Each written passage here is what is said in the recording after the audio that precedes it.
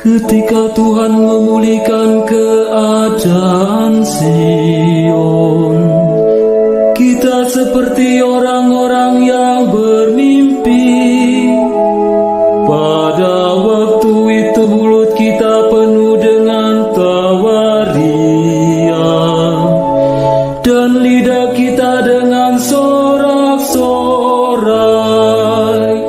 Aku wartakan karya Agungmu Tuhan, karya Agungmu, karya keselamatan.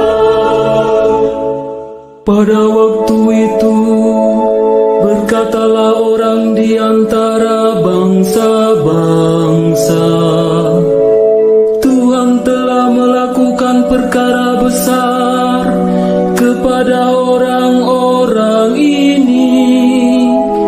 Tuhan telah melakukan perkara besar kepada kita, maka kita bersuka cita. Aku wartakan karya Agungmu Tuhan, karya Agungmu, karya keselamatan. Aku wartakan karya Agungmu Tuhan, karya Agungmu, karya keselamatan.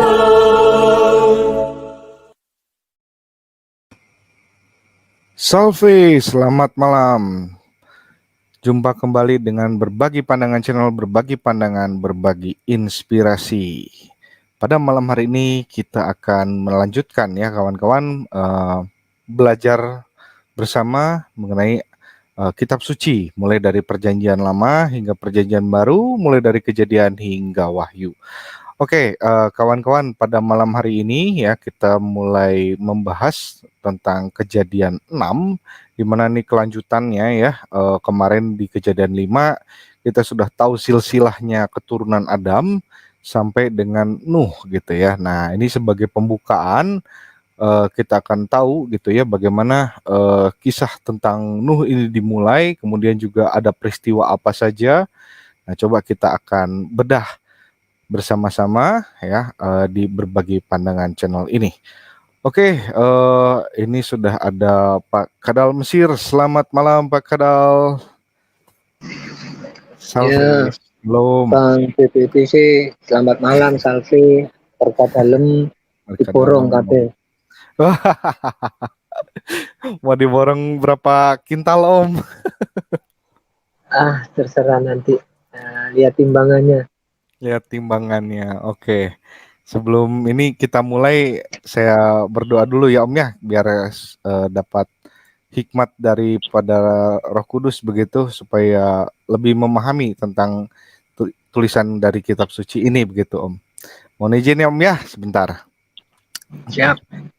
Mari teman-teman, sebelum kita memulai bacaan pada malam hari ini ya, dan kita akan mencari tahu makna apa yang ada di dalam kitab suci ya, sebaiknya kita meminta pertolongan dari Tuhan agar kita diberikan hikmat untuk mengerti apa yang menjadi kehendak-Nya. Baik, mari kita siapkan hati dalam nama Bapa dan Putra dan Roh Kudus. Amin. Allah Bapa yang Maha Kudus, kami bersyukur kepadamu karena Roh Kudus yang telah Kau curahkan ke dalam diri kami. Dialah roh kebenaran yang Kau utus untuk membimbing kami pada seluruh kebenaran. Kehadirannya dalam hati kami telah membuat kami menjadi bait kehadiran-Mu sendiri. Dan berkat Dialah kami telah Kau lahirkan kembali menjadi anak-anak-Mu. Ya Bapa, kami ingin mendengarkan kehendak-Mu yang telah Kau nyatakan dalam kitab suci. Dulu Engkau mengutus Roh Kudus untuk membimbing para penulis kitab suci untuk menyatakan kehendak-Mu dalam tulisan mereka. Karena itu kami mohon kepadamu, utuslah Roh Kudus-Mu untuk membimbing kami, agar kami dapat memahami kehendak-Mu yang tertulis di dalam kitab suci dengan pengantaran Kristus Tuhan kami. Amin. Bapa kami yang ada di dalam surga, dimuliakanlah nama-Mu, datanglah kerajaan-Mu, jadilah kehendak-Mu di atas bumi seperti di dalam surga. Berilah kami rezeki pada hari ini dan ampunilah kesalahan kami, seperti kami pun mengampuni yang bersalah kepada kami. Dan janganlah masukkan kami ke dalam pencobaan, tetapi bebaskanlah kami dari yang jahat. Amin. Salam Maria, penuh rahmat, Tuhan sertamu. Terpujilah engkau di antara wanita, dan terpujilah buah tubuhmu, Yesus. Santa Maria, Bunda Allah, doakanlah kami yang berdosa ini, sekarang dan waktu kami mati. Amin. Kemuliaan kepada Bapa dan Putra dan Roh Kudus, seperti pada permulaan, sekarang, selalu, dan sepanjang segala abad. Amin. Terpujilah nama Yesus, Maria, dan Santo Yosef, sekarang dan selama-lamanya. Amin. Dalam nama Bapa dan Putra dan Roh Kudus. Amin. Oke, Om Kadal dan juga teman-teman yang menyaksikan malam hari ini ya. Sebentar ya Om, ini kok agak macet ini. Nah, saya share screen dulu ya. Kita akan membedah kitab suci mulai dari Kejadian 6 ya. Di sini juga seperti Kejadian 4 ya, ada 2 perikop gitu. Nah, kalau perikopnya nanti misalnya kepanjangan, tinggal dibagi lagi ini. Tapi kita bahas 2 perikop dulu ya. Oke, Om Dal, mohon izin saya bacakan dulu ya Om. Bentar, biar Oke, screen. siap. Nah, Kejadian 6 ya, ayat 1 sampai dengan 8, ya ini adalah kejahatan manusia. Ya. Oke. Ketika manusia itu mulai bertambah banyak jumlahnya di muka bumi, dan bagi mereka lahir anak-anak perempuan, maka anak-anak Allah melihat bahwa anak-anak perempuan manusia itu cantik-cantik, lalu mereka mengambil istri dari antara perempuan-perempuan itu, siapa saja yang disukai mereka. Berfirmanlah Tuhan, Rohku tidak akan selamanya tinggal di dalam manusia, karena manusia itu adalah daging, tetapi umurnya akan 120 tahun saja. Pada waktu itu orang-orang raksasa ada di bumi, dan juga pada waktu sesudahnya ketika anak-anak Allah menghampiri anak-anak perempuan manusia, dan perempuan-perempuan itu melahirkan anak bagi mereka. Inilah orang-orang yang gagah perkasa di zaman purbakala, orang-orang yang kenamaan. Ketika dilihat Tuhan bahwa kejahatan manusia besar di bumi, dan bahwa segala kecenderungan hatinya selalu membuahkan kejahatan semata-mata, maka menyesallah Tuhan bahwa Ia telah menjadikan manusia di bumi, dan hal itu memilukan hatinya. Berfirmanlah Tuhan, Aku akan menghapuskan manusia yang telah kuciptakan itu dari muka bumi, baik manusia maupun hewan dan binatang-binatang melata, dan burung-burung di udara, sebab aku menyesal bahwa aku telah menjadikan mereka. Tetapi Nuh mendapatkan kasih karunia di mata Tuhan. Ya, demikianlah sabda Tuhan, syukur kepada Allah. Oke, Om Kadal, ini berkaitan dengan kejadian ini ya, Kejadian 6 ayat 1 sampai dengan 8 Om. Di sini ada hal yang menarik ini. Kita mulai langsung diskusi aja ya Om ya. Kejadian 1 ini 6 ini kan ketika manusia itu mulai bertambah banyak ya. Kita tahu kan di periode sebelumnya ya, mulai dari Adam kan dijelaskan tuh di Kejadian 5 sampai dengan keturunannya kan. Akhirnya ketemulah sampai di Nuh, kemudian dan anak-anaknya Nuh kan, Sem, Ham, dan Yafet begitu. Nah, kok di sini kok moro-moro Allah tuh ingin apa ya istilahnya, kok pengen melenyapkan gitu. Ada apa sebenarnya ini Om? Kenapa kok dilenyapkan lagi? Bukankah sudah terpilih gitu ya? Istilahnya Allah sudah memilih nih keturunan dari Set. Inilah yang nantinya apa ya, yang sudah baiklah di mata Tuhan begitu. Kira-kira kenapa ya Om? Ya, Kang. Itu kan kembali sebentar ke kejadian sebelumnya ya. Kan sudah dijelaskan, itu Kain diusir ke tanah Nod, lah di situ dia mulai beranak cucu. Gitu ya. Ya. Selain Kain kan Hawa punya anak yang lain ya. Ya, Lah ada. Dari Kain inilah yang disebut keturunan anak-anak manusia. Oke. Karena berdasarkan sifatnya Kain kan jahat. Nah, Mm-mm. sedangkan dari Set ini kan baik gitu loh. Keturunan yang Mm-mm. baik. Ya, pengganti Habel ya, si Set ini Ya, ya. pengganti Habel. Misalnya keturunan yang taat kepada Allah. Mm-mm. Begitu. Lah, karena sifatnya manusia itu masih ada kedagingannya, akhirnya satu sama lain ini saling tertarik gitu. Mm-mm. Seharusnya mereka itu kalau bisa itu keturunan Set itu bisa menikah dengan segaris keturunan Set begitu. Maunya Allah Oh, seperti itu. jadi Keturunan Kain biarlah mau menjaga kemurniannya ya gitu ya Om ya, bukan seperti halnya Kain begitu kan, yang terakhir kan sampai Lamek kan di Kain itu ya, yang ditulis dalam kitab suci kan, ya bahkan sampai kita lihat menantang gitu kan, saya dapatnya 70 kali gitu. ya begitu loh. Nah dari keturunan Kain ini kan kita bisa lihat sampai Lamek itu kan kejahatannya kan terus terus turun temurun gitu loh. Mm-mm. Nah dari si keturunan Set ini kan kebaikannya juga turun menurun.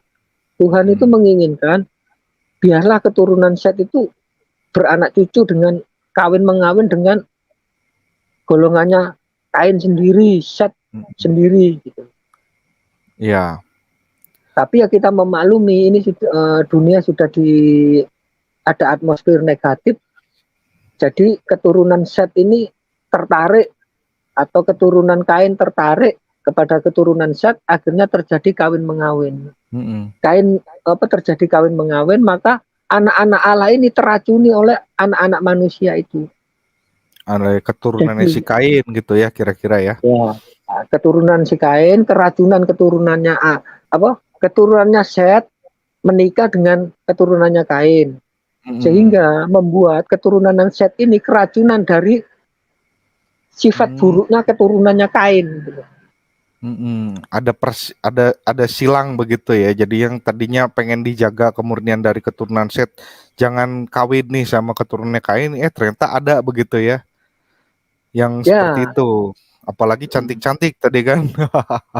ya, ibaratkan cantik-cantik, elok rupanya ya seperti itu.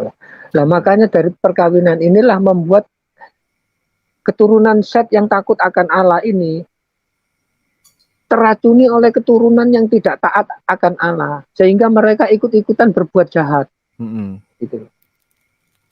Berbuat jahat dalam hidupnya itu selalu cenderung berbuat jahat. Bahkan ini sudah diingatkan oleh Allah berkali-kali, gitu. Mm-mm. Allah dengan setia menanti mengingatkan mereka untuk berbalik, untuk bertobat. Diingatkan, diingatkan. Ya. Nggak ada tanggapan dari manusia ini, nggak ada tanggapannya gitu loh. Mm-mm. Jadi istilah anak-anak manusia ini untuk membedakan keturunan Kain yang jahat, sedangkan Ya. anak-anak Allah itu keturunan Set yang takut akan Allah. Ya. Jadi di Gitu. situ Jadi ya. bukan anak-anak manusia ini manusia, terus anak-anak Allah itu malaikat, terus manusia kawin dengan malaikat, begitu bukan. Itu tafsiran di luar kekristenan malah ya Om ya gitu. Saya pernah dengar Ya, gitu ya, bahkan sampai dewa kawin sama manusia gitu kan, seperti si Zeus gitu kan. Heeh. ya seperti itu. Dewa Zeus kawin sama siapa? Nanti anaknya Horus, gitu kan? Dewa Zeus, oh ini anaknya Hercules gitu kan. Itu kan Zeus nikah Ya, sama manusia kan, nah, gitu. itu siapa sih yang punya anak Horus itu loh? Namanya Horus itu siapa? Dewa Oh apa itu, itu? aku lupa itu di mitologi Mesir kalau Horus mah ya. Heeh, Ya, kalau mitologi di Yunani mitologi mah, Mesir ya. Yunani mah kan Zeus sama itu jadi punya anak manusia tuh kalau nggak salah ada Perseus kan, ada Hercules gitu kan. Ya, seperti itu. Mm, Nah, itu kan dongeng-dongeng bukan dengan kitab suci. pemahaman yang keliru. Pemahamannya manusia sendiri ya gitu. Ya, jadi muncullah cerita-cerita semacam itu. Mm-mm. Jadi kalau menurut Alkitab, keturunan anak manusia ini eh, membedakan antara keturunan yang jahat dengan keturunan yang baik seperti itu. Ya, simpel ya. Jadi di situ istilahnya Allah ingin menjaga kemurnian garisnya. Set ini kan garis yang dikehendaki Allah begitu ya, yang nantinya tuh dari keturunan Set inilah yang akhirnya kalau dalam perjanjian baru kan akan lahir sang juru selamat begitu kan ya, yang akan meremukan kepala si ular begitu ya Om ya. Iya. Gitu. Berarti dari cerita ini kita kan sudah kita lihat kan, sesuatu yang kudus itu tidak bisa tercampur dengan sesuatu yang tidak kudus. Ya. Nanti ini akan terhubung lagi dengan kepada Abraham, Ishak dan Ismail itu nanti kelihatan gitu. Ceritanya ini terus nyambung, bukan putus di set terus di cerita kejadian. No, ini putus terus tidak ada hubungannya dengan konteksnya Ishak dan Ismail, ada gitu loh. Ya. Pembacaannya ada. Saya baru tahu ya, ternyata keturunan anak manusia itu maksudnya adalah keturunannya si Kain, sedangkan anak-anak Allah yang dimaksud adalah keturunannya si Set begitu kan ya. Nah, karena anak-anaknya si Kain ini cantik-cantik, akhirnya yang keturunannya si Set ini malah tanda petik tergoda begitu ya Om. Akhirnya campur nggak karuan ya. Ya. Tercampur-campur aja. Nah, sudah diingatkan sama Allah, mereka semakin bertambah banyak sudah diingatkan gitu loh. Tapi mereka kan tidak mendengar, terus saja seperti itu. Iya. Gitu loh. Oleh karena perbuatan manusia yang membelakangi Allah, yang tidak taat kepada Allah. Jadi seakan-akan Allah itu menyesal gitu loh. Ini pakai gaya pembahasan antropomorfisme ya Om ya. Jadi supaya dipahami manusia begitu ya. Antropomorfisme. Jadi suatu keadaan-keadaan yang digambarkan seperti manusia agar mudah dipahami. Seperti menyesalah Allah. Allah itu bukan Allah menyesal terus bagaimana kayak ibaratnya seperti gini. Kita punya 2 anak ya. Ya kan? Iya. Sama-sama disekolahkan, sama-sama diberi jatah, diberi yang sama gitu. Tapi yang satu ini petakilan aja. Bikin ulah aja, bikin repot aja kita. Sudah kita ingatkan kan, diingatkan berkali-kali gitu loh. Nanti tidak ada gawene moteli pohoni orang. Nah, yang punya pohon marah, orang tuanya ditegur, diingatkan. Besoknya balik lagi mecahin potnya tangga. Nah, tetangganya marah, lapor ke orang tuanya.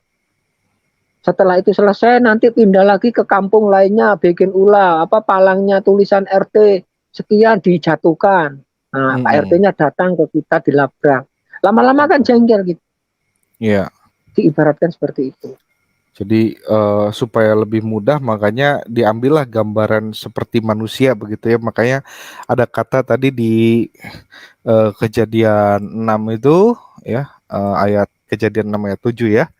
Nah, aku menyesal ini maksudnya supaya menggambarkan nih loh saking keselnya begitu ya. Iya. Jadi kok susah banget sih manusia gitu. Kenapa Allah begitu menyesal gitu loh. Harapan Allah, manusia ini kan maunya dijadikan menurut gambar dan rupa kita, Kejadian 1 ayat 26 kan. Iya. Nah, tapi manusia ini nggak ngerti-ngerti gitu loh. Maka seakan-akan Allah itu digambarkan Allah itu jengkel gitu. Ya. Gara-gara kelakuan manusia begitu ya.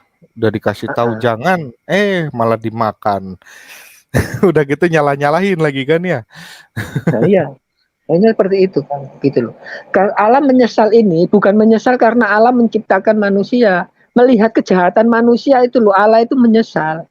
Aku ini tidak menciptakan kamu untuk berbuat jahat. Iya. Tapi kamu itu maunya tak ciptakan menurut gambar dan rupaku. Iya. Ya kan? Betul. Gitu loh. Tapi kamu berbuat jahat terus, gitu loh. Nah, di situlah oleh karena kejahatan manusia inilah di situ digambarkan seperti kita. Allah itu sebagai orang tua seperti kita ya. Jika anak kita petakilan, punya anak 2, yang satu petakilan bikin masalah terus, hati kan jengkel gitu. Nah, kejengkelan ini diibaratkan Allah itu menyesal, tapi menyesalnya Allah bukan takaran apa? Karena manusia itu berbuat jahat itu loh, Allah itu tidak Ya, suka gitu loh. apalagi Allah itu kan kudus ya Om ya, istilahnya bebas daripada hal-hal yang jahat begitu kan. Iya, gitu loh. Mm-mm. Allah kan terang yang tak terhampiri kan, Mm-mm. tidak bisa dijamah. Bukan Allah bersemayam di tempat terang, bukan. Allah adalah terang tak terhampiri, Ya. bukan di tempat terang.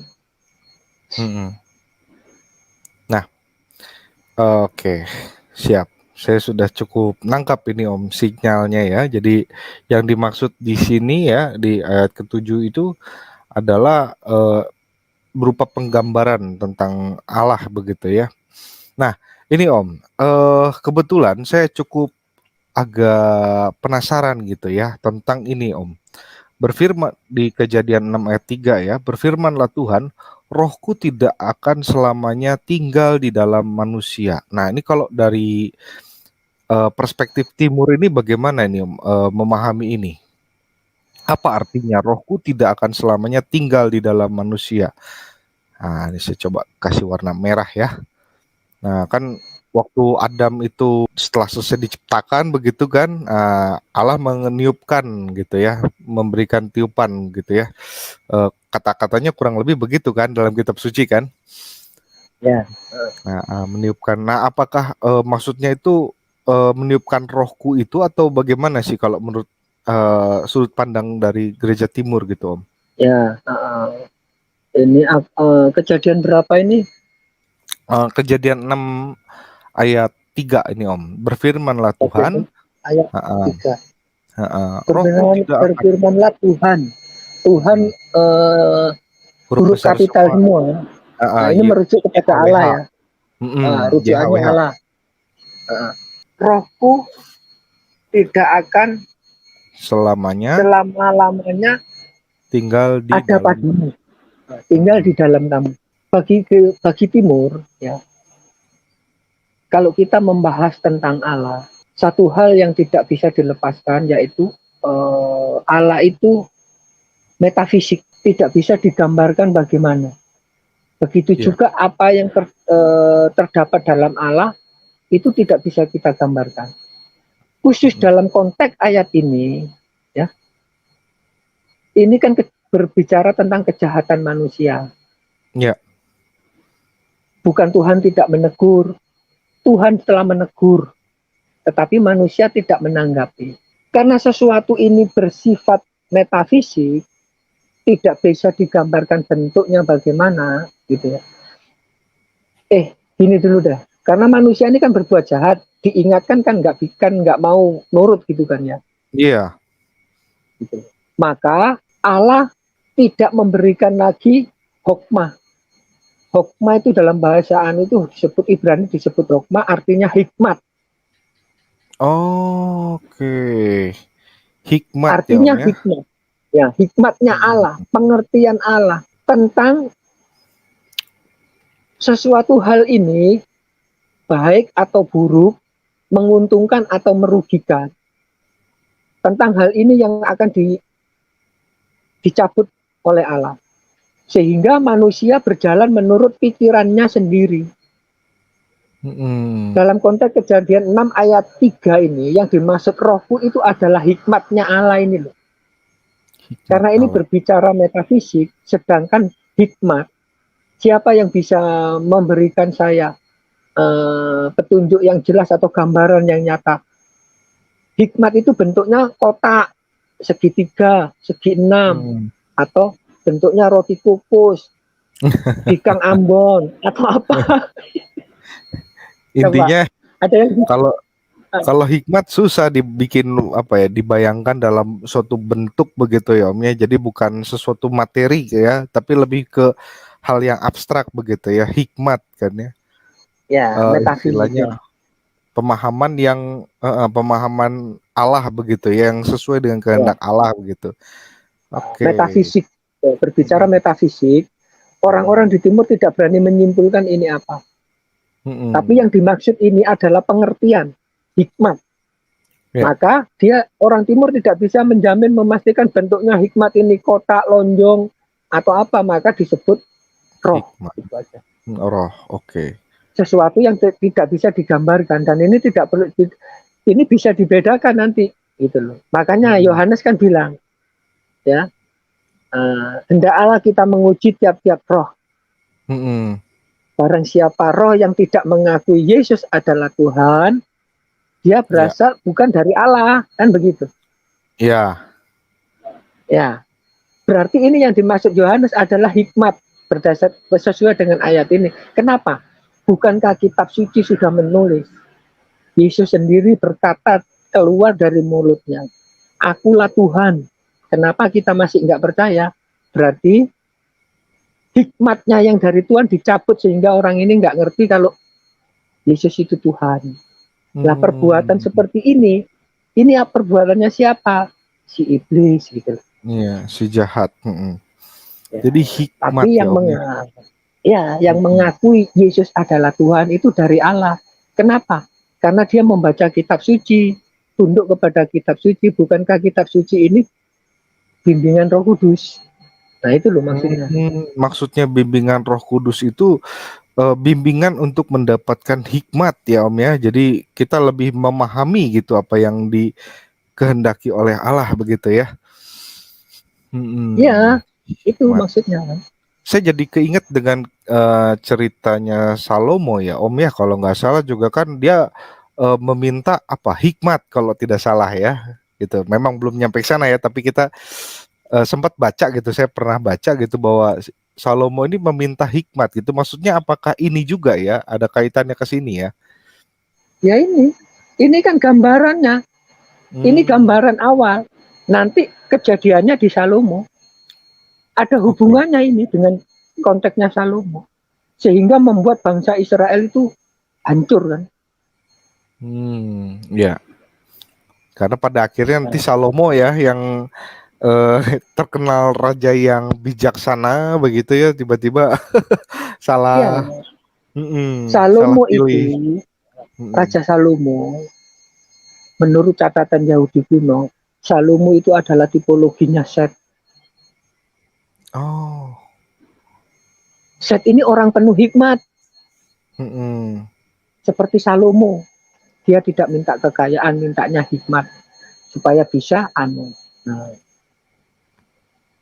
tipologi yang terjadi di kejadian ini adalah tipologi kehidupannya Salomo. Salomo terjatuh karena perempuan penyembah berhala itu kan. Padahal dia kan mintanya pertama kepada Tuhan kan hikmat kan diberi dia.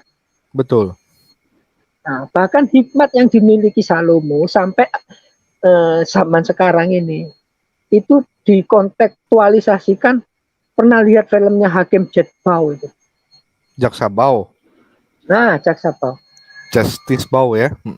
Nah, kan ini latar belakangnya ceritanya Salomo kan ada perempuan bertengkar rebutan anak itu kan belajar daripada kamu rewel-rewel. Itulah sampai sebegitu pengertiannya Salomo hikmatnya. Pada saat itu orang nggak pernah berpikir begitu. Kejadian 6 ini adalah kok nantinya gambarannya Salomo terjadi pada Salomo. Iya. Jadi nanti bakal terulang lagi begitu ya kira-kira ya. Hikmatnya yang tadinya sudah diberikan tiba-tiba karena dia melakukan kesalahan tanda petik ya, menikahi wanita di luar bangsa Israel, akhirnya ya terjerumus juga dia ya ke penyembahan berhala gitu. Inilah bahayanya manusia kalau kehilangan hikmat. Kehilangan hikmat itu seperti ini, tapi kita tidak sadar gitu. Nah, seperti begini ya. Aku ibaratkan sendiri pada diriku ya, pada diriku sendiri loh ya. Ya. Waktu beberapa minggu atau hari sebelum ini kan kita membahas tentang kurban kan. Betul. Nah, tentang kurban. Katsu mengatakan ini di ayat ini tidak ada tulisannya ini korban penghapusan dosa. Ya. Ya. Karena hikmat saya, hokmah saya, roh saya sudah dicabut oleh Tuhan. Karena perbuatan saya sebelum dengan Katsu itu, Hmm. ya, akhirnya dicabut. Ketika saya bertemu dengan Katsu terjadi pertengkaran. Lah, Mm-mm. pendapat saya ditentang sama Katsu. Karena Iya. saya merasa pintar. Mm-mm. Ya maklumlah, orang sudah dicabut hikmatnya kok. Apa yang Mm-mm. diandalkan? Pikir Pikiran manusia. heeh. Nah, akhirnya saya merasa pintar. Mm-mm. Saya tidak terima Katsu membantah ucapan saya, statement saya, membuat saya nggak terima. Kurang ajar Katsu. Sampai seberapa kamu pinternya? Aku ini Mm-mm. paling pinter dari kamu, kok kamu membantah Mm-mm. anuku. Begitu. Iya. Kemudian Katsu kemana-mana aku kejar. Aku intimidasi Katsu ini. Mm-mm. Ceritanya Katsu aku intimidasi. Iya. Melalui chat apa ini. Supaya aku bisa mempermalukan Katsu. Dan aku bisa menonjolkan diriku bahwa aku ini lebih pintar dari Katsu. Diteror gitu Apapun ya yang si Katsunya. Mm-mm. ya teror. Bahkan kalau bisa pembunuhan karakter pun akan dilakukan. Iya. Akan kulakukan pembunuhan karakter. Karena aku sudah tidak punya hokmah kok. Mengandalkan pikiranku sendiri. Iya. Hanya karena Nafsu perbedaan pandangan ya. nah, hanya perbedaan pandang aja. Jadi kemana-mana aku kejar Katsu. Mm-mm. Dengan apa tujuan? Satu, menunjukkan siapa diriku. Mm-mm. Dua, kepentinganku.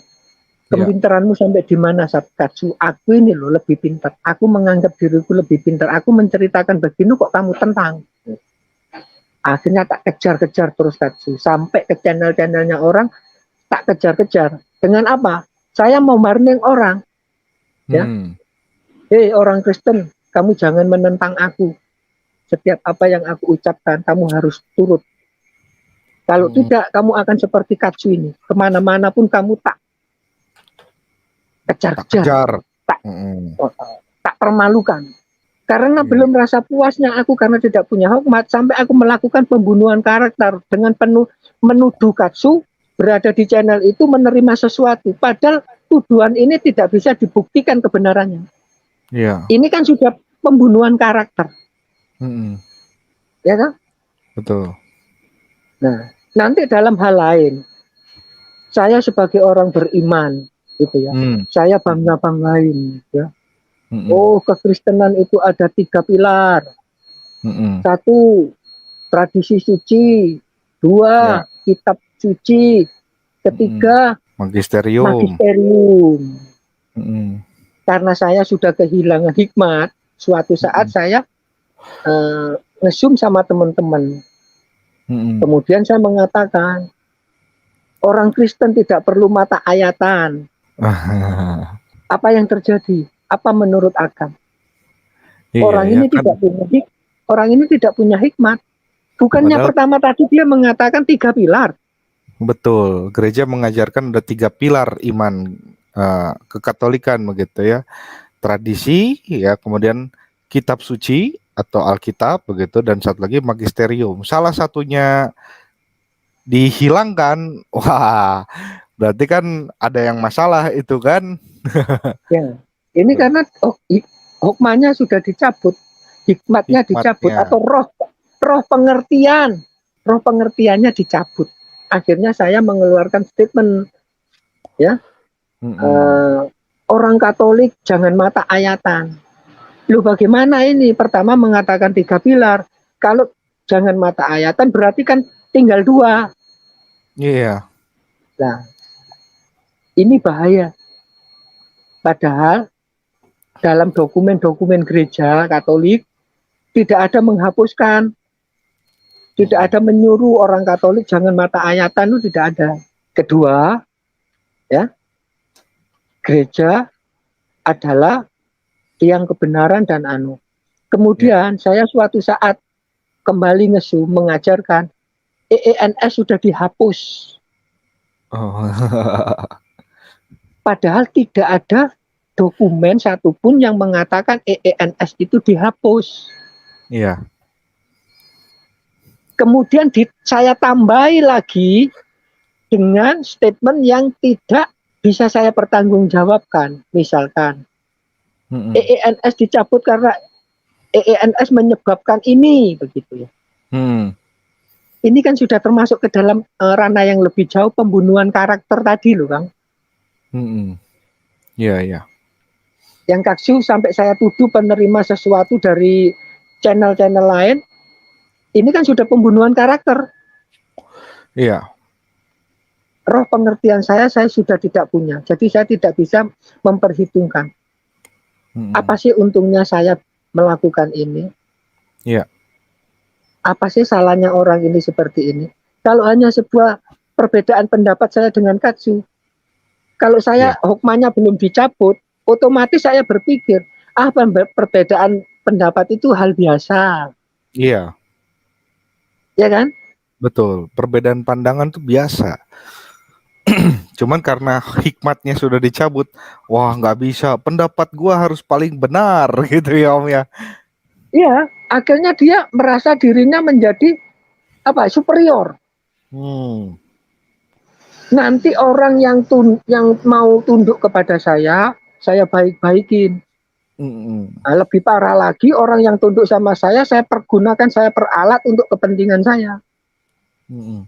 Lah orang yang saya peralat ini merasa dirinya, aku ini kayak sekarang Katsu tepar sakit ya. Mm-mm. Aku sakit ini berobat pakai duitnya mamaku. Tapi ketika aku sehat, aku diperintah kerja ekstra, suruh nuruti perintahnya kadal Mesir. Lama-lama Katsu tidak mau. Karena aku sudah tidak punya hikmat pengertian, Katsu aku intimidasi. Mm-mm. Aku musuhin si Katsu. Aku sebarkan yang negatif tentang Katsu. Kalau perlu tindakan lebih jauh, aku tendang dia dari grupku. Mm-mm. Coba bayangin. Iya ya. Ngeri sekali ya Om ya. Tanpa Loh, hikmat enggak. itu Loh, orang jangan. Hah? orang yang tanpa hikmat itu kan dengan pikirannya sendiri akhirnya muncul rasa keinginan lebih gitu ya daripada orang lain gitu ya, lebih lebih superior tadi kata Om Dal kan. Iya, Wow. inilah yang terjadi pada zamannya Nuh. Keturunan itu, maka Allah bersedih melihat hal ini. Bahkan Hmm. lebih parah lagi, ya. Suatu saat saya ngesum di itu berkata begini. Kemudian Pak Jack tahu tentang segalanya tentang Katolik. Saya ngomong sembarangan. Mm-mm. Saya kemudian dihajar sama Pak Jack sampai Mm-mm. saya belepotan, nggak bisa ngomong apa-apa, mati kutu. Ya sudah, apa yang bisa saya lakukan ya seperti ini. Dampaknya apa? Saya nggak bisa berkembang. Iya. Diri saya sulit, saya berkomunikasi sama orang pun sulit diterima karena kejadian itu, ya kan? Mm-mm. Dalam segala usaha apapun, saya sudah tidak bisa sempurna lagi. Ini bahaya yang lebih jauh kalau orang itu tidak segera menyadari. Iya. Hidupnya akan hancur, dirinya sendiri akan hancur, karirnya akan hancur, segala-galanya akan habis. Mm-mm. Nah bagaimana wong Pak Jack ngerti segala sesuatu, Kang? Pak Ngerti Jack tentang membaca kekatolikan begitu ya. Lebih ya, lebih mendalam dibanding Om Dal begitu ya ceritanya ya. ya, Terus Om Dal merasa lebih tahu daripada Pak Jack gitu. Pak, Akhirnya Pak Jack. Akhirnya saya uh, mengeluarkan statement EENS dihapus karena EENS menyebabkan begini begitu. Nah ini hmm, kan sudah pembunuhan karakter dengan keterangan yang tidak benar. mm-mm. Maka saya dihajar lah sama Pak Jack sampai saya belepotan kayak tikus kecemplung got, gak ngerti apa-apa. Orang yang mendengar apa? Mm-mm. Lain kali jangan dengeran ngomongin kadal Mesir. Dengerin sebentar aja, setelah itu kamu tinggal. Kamu Mm-mm. tinggal, kamu tinggal. Kamu jadi orang model apa kalau digitukan orang? Iya. Asal mulanya apa? Hikmatnya dicabut, rohnya dicabut. Karena apa? Karena kita ndablek. Hanya karena beda pendapat dengan Katsu, saya berlaku sampai seperti itu. Hmm. Ini loh Ya. bahayanya. Ini bahayanya. Mm-mm. Kalau saya menganggap perbedaan pendapat dengan Katsu sebagai sesuatu hal yang wajar dan itu Mm-mm. berguna bagi diri saya untuk apa? Menambah kekayaan saya berargumen, pikiran Iya. saya untuk berargumen. Saya terima dengan baik. Mm-mm. Berarti saya masih hikmatnya kan nggak dicabut toh. Enggak, Nah, berarti saya karena masih ngobrol-ngobrol dengan Katsu masih tidak ada sengketa royoan warisan kan? Tidak ada enggak, perebutan warisan kan? enggak ada sampai kayak gitu ya. Jadi Nah, berarti saya kan masih bisa duduk bercakap bersama-sama dengan Katsu kan? betul. Happy ending. Mm-mm. Ini bahayanya hikmat kalau dicabut, hikmat kalau dicabut. Mm-mm. Oke, ngeri juga ya hikmat sampai di kalau udah sampai seperti ini tuh artinya manusia bisa jadi lepas kontrol begitu ya Om ya, lepas kendali gitu kan, seenak edewe seenak udelnya begitu, mau menyakiti orang lain meskipun itu sudah apa ya berlawanan bahkan ya dengan kehendak sang ilahi sendiri begitu, ya tetap dia labrak. Seperti si Kain kan sudah diingatkan kan waktu itu, hati-hati dosa sudah mengintip begitu kan.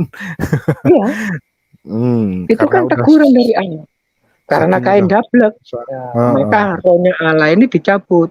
Bukan Hmm, roh yang diberikan di Kain dicabut, akhirnya nanti Kain mati kalau dicabut.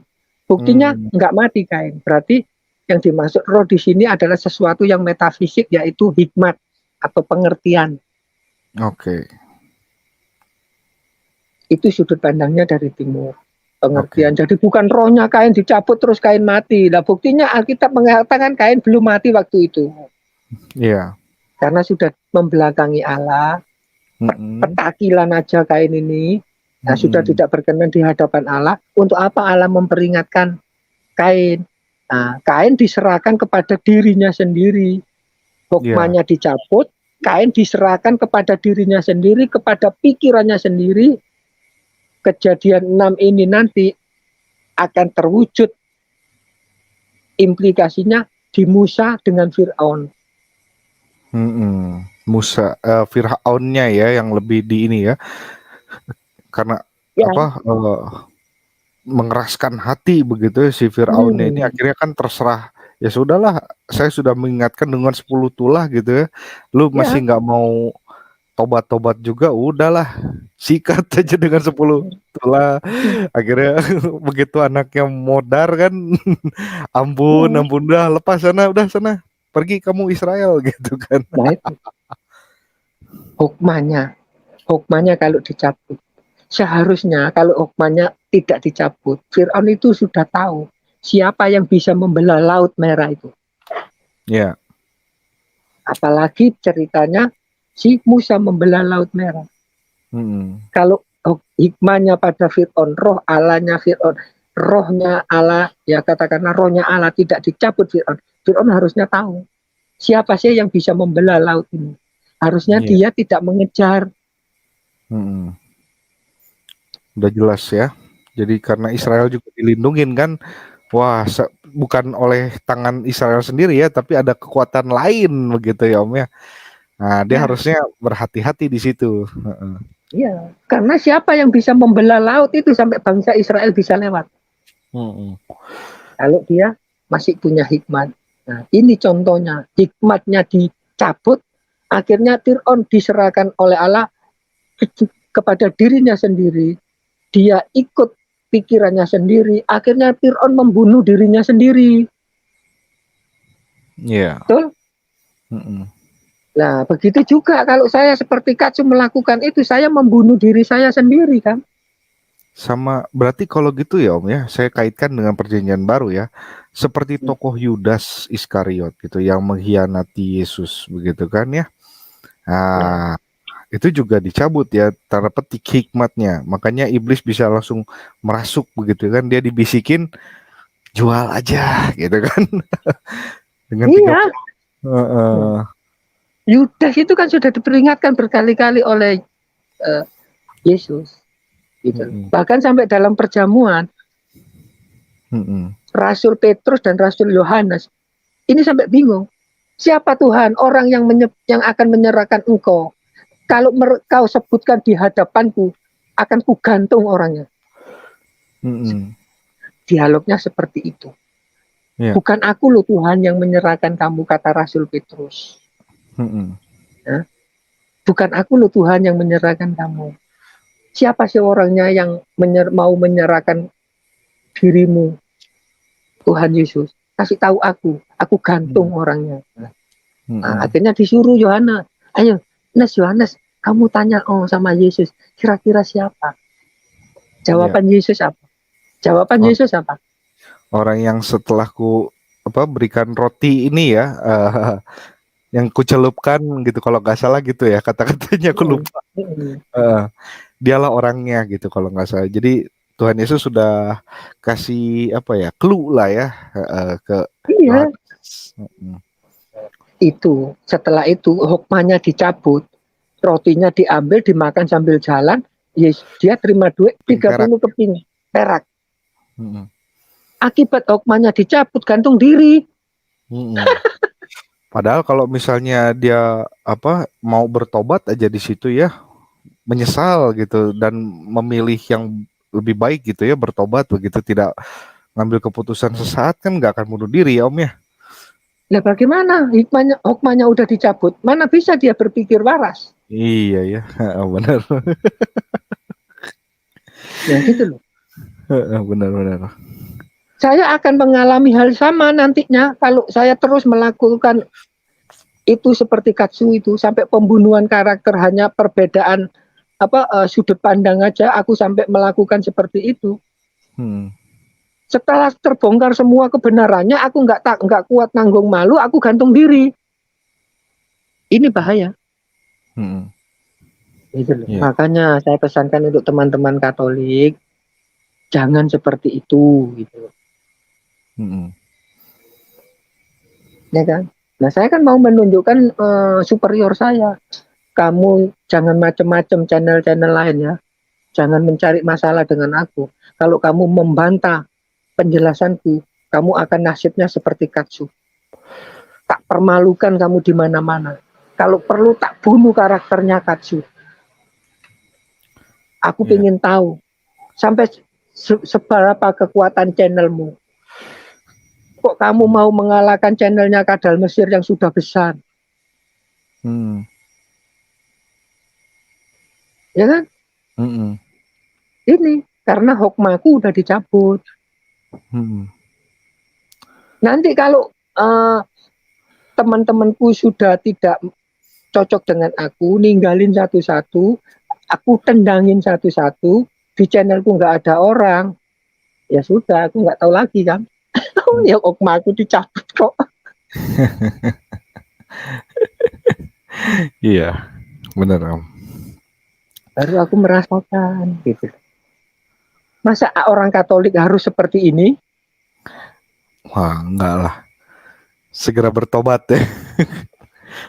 Supaya hikmat ini tidak lari gitu ya. Kalau udah lari ripuh nanti bisa sampai seperti itu ya.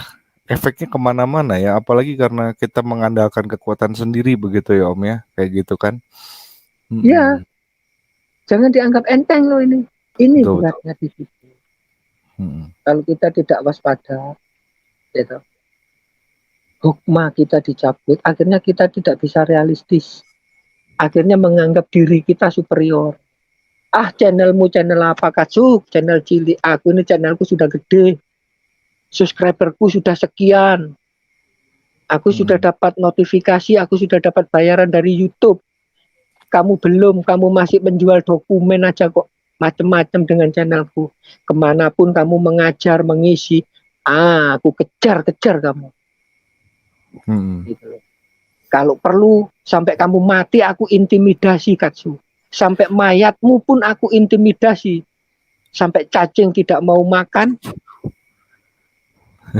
daging mayatmu. Ini Buset. orang kalau udah nggak ada hikmah loh Kang. Ya benar.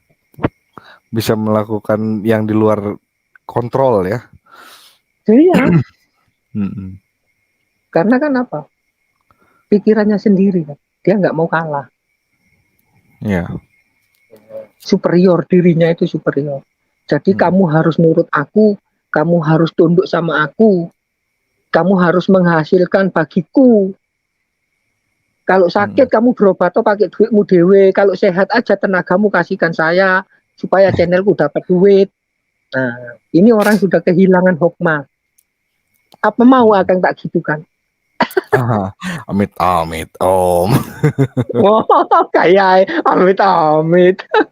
Jangan begitu dong. Amit amit atau masa mau yang begitu Kita kan teman, bro. benar ngeri ya. Jadi kalau hikmat ini sampai dicabut, makanya untuk supaya tetap mempertahankan hikmat ini tetap ada di dalam diri kita, kuncinya harus tetap ada namanya pertobatan ya om ya. Dan dari kitab suci ini kan kita dapat inspirasi gitu kan ya, dan Ya, mengajak kita untuk senantiasa mawas diri begitu ya. iya. Mawas Akhirnya kita diri. tidak kehilangan sang hikmat ini. Jadi kita bisa berpikir kreatif. Oh, ini tidak berkenan di hadapan Ya. Tuhan. Ya, jadinya kan mawas Bukan tidak diri. berkenan, ya tidak di Mulai hadapan dari Tuhan aja, di hadapan manusia pun tidak berkenan. Oh, saya harus berhenti. ya, dan akhirnya kan dari situ mulailah namanya membarui diri dengan bertobat begitu ya om ya. Yes. Nanti hokmah kita dikembalikan sama Allah. Contohnya siapa? Petrus. Benar. Ya kan? Ya. Petrus itu sudah diperingatkan. Sebelum ayam berkokok, engkau akan menyangkal aku 3 kali. Kejadian. Iya. Tapi Petrus apa? Kemudian bertobat, dikembalikan hikmatnya. Jadinya apa? Channelnya Petrus gede, Pak. Wah. Gitu loh. Siap. Maka jadilah Katolik itu seperti Petrus, jangan seperti Yudas. Iman Katolik kok bukan seperti imannya Rasul Petrus, malah imannya kayak Yudas. Gitu. Ngeri ya om ya kalau udah kayak Yudas. Hikmatnya udah bercabut udah. Bye bye we mana. Ya, Karena udah hikmatnya. tobat udah ngerasin Loh. hati lagi kan. Kiwir-kiwir kan gitu loh. Menggiriskan gitu. Karena apa? Kita sama Tuhan udah dicerahkan sama diri kita sendiri. Sekarep-karepmu. Kadal Mesir. Diskon gak kena digandani sak karep-karepmu. Ya sudah disender sama Tuhan Yesus. Sebelum ayam berkokok, kamu akan menyangkal aku 3 kali. Tapi Petrus menanggapinya apa? Itu loh. Walaupun kenyataannya itu benar, tapi Petrus ini mengakui, aku bersalah sama engkau Tuhan. Iya, betul. Teguranmu baik. Teguranmu baik. Aku, ya bagaimana lah Tuhan. Akhirnya Petrus kan mengapa? Sampai ngenes lo Petrus itu ditanya gara-gara kejadian itu. Kamu kan sudah tak ingatkan tau Petrus. Sekarang bagaimana ya? Apakah kamu mengasihi aku? Sampai ngenes entek-entekan lo. Seandainya itu terjadi sama kita, hatinya Petrus itu ibaratnya daging parutan kelapa. Kalau diperes itu sudah nggak keluar sarinya lo kan. Kering ya. Iya. Ya. Saya percakapan itu pertama itulah orang kalau baik kan bagus. Ini bukan tidak ada hubungannya, tidak ada ada sama sekali. Bedanya Yudas dan Petrus apa? Di sini ya perbedaannya. Yang satu menanggapi teguran Yesus itu dengan baik, ya, tidak merasa dirinya superior. Yang satu merasa dirinya superior. Akhirnya gantung diri yang merasa superior itu ya om ya. Nah, teguran itu bermanfaat. Contohlah Rasul Petrus. Benar. Dikembalikan kan hukmanya. Betul. Malah ditambah sama Tuhan Yesus. Dia jadi apa? Paus pertama. Pimpin. Mantap kan? Pemimpin gereja. Gitu. Itulah cerita yang terdapat di kitab Kejadian ini. Itu seperti itu jadinya. Jadi karena ini kita berbicara tentang Allah, sesuatu yang metafisik, maka yang disebut rohku ini adalah hikmatku, hokmaku itu. Pengertianku. Bisa diartikan begini ya, kalau misalkan saya ganti bahasanya mungkin ya, biar lebih mudah dipahami, hikmatku tidak akan selama-lamanya tinggal di dalam manusia begitu ya. Karena manusia itu adalah daging gitu ya, tetapi umurnya akan 120 tahun saja. Iya ya, kalau dipikir-pikir ya, di Kejadian 5 itu kan umurnya sampai ada yang 900 tahun, 800 tahun gitu kan. Luar biasa sekali gitu. Sekarang Ya, mana ada manusia yang bisa sampai umur segitu kan ya. Umur 70 ya, aja udah bagus gitu. gitu loh. Ini sampai 120 tahun ya. Heeh. Akhirnya karena itu lama kelamaan ya, mungkin kalau dikaitkan dengan kesehatan kali ya Om ya. Jadi pola makan juga kan tidak dijaga gitu ya. Jadi hikmatnya tidak menjaga Ya, kesehatan. ada Bisa juga. juga gitu. Coba Mm-mm. itu Kejadian 6 ayat 3 itu. Rohku Mm-mm. itu akan ganti Mm-mm. hikmatku, akan baca. Ya. Mm-mm. Hikmatku tidak akan, misalnya ya, aku ganti dengan hikmatku gitu ya, sebagai Ya, ini aja ya. Uh, Hikmatku tidak akan selama-lamanya tinggal di dalam manusia, karena manusia itu adalah daging, tetapi umurnya s- akan 120 tahun saja. enak kan pembacaannya, Mm-mm. Bisa ini masuk begitu ya kalau menurutku. hikmatku.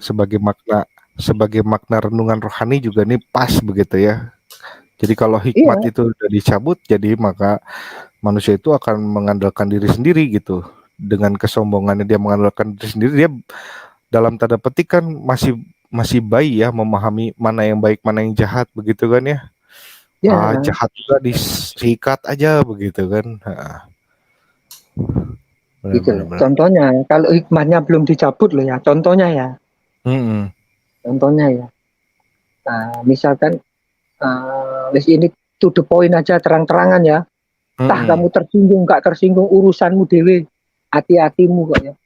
Hmm. Kang Anton hap, eh, bersama anak dan istri shopping-shopping ke mall, jalan-jalan, makan-makan kayak atau nonton bioskop ya.